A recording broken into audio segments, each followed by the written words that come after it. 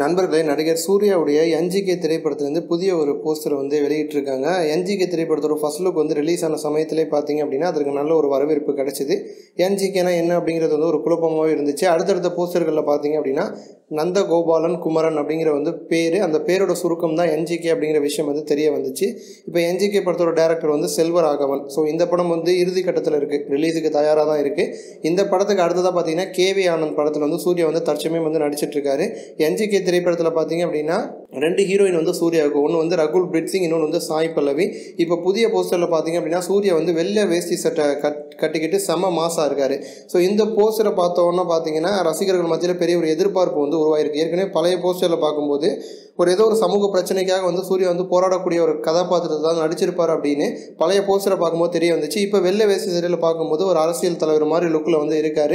So மக்கள் சம்மந்தப்பட்ட, மக்கள் பிரச்சனை பேசக்கூடிய ஒரு படமாக தான் இந்த படம் உருவாயிருக்குமோ அப்படிங்கிற ஒரு எதிர்பார்ப்பை சூர்யா ரசிகர்கள் மத்தியில் உருவாயிருக்கு. இந்த விஷயம் சூர்யா ரசிகர்களுக்கு பெரிய ஒரு சந்தோஷத்தையும் கொடுத்துருக்கு. ஸோ என்ஜிகே திரைப்படம் எப்போ ரிலீஸ் ஆக போகுது, எப்போ அதை பார்க்கலாம் அப்படின்னு சூர்யா ரசிகர்கள் ரொம்ப ஆவலாக எதிர்பார்த்து காத்திருக்காங்க. இது போன்ற இன்னும் பல சினிமா செய்திகளை தெரிஞ்சுக்க ரெட் கலர் பாக்ஸை கிளிக் பண்ணி நம்ம சேனலை சப்ஸ்கிரைப் பண்ணுங்கள். கூடவே பக்கத்தில் இருக்க பெல் சிம்பலை கிளிக் பண்ணி எங்களுடைய அப்டேட் செய்திகளை உடனுக்குடன் தெரிஞ்சுக்கோங்க. நன்றி.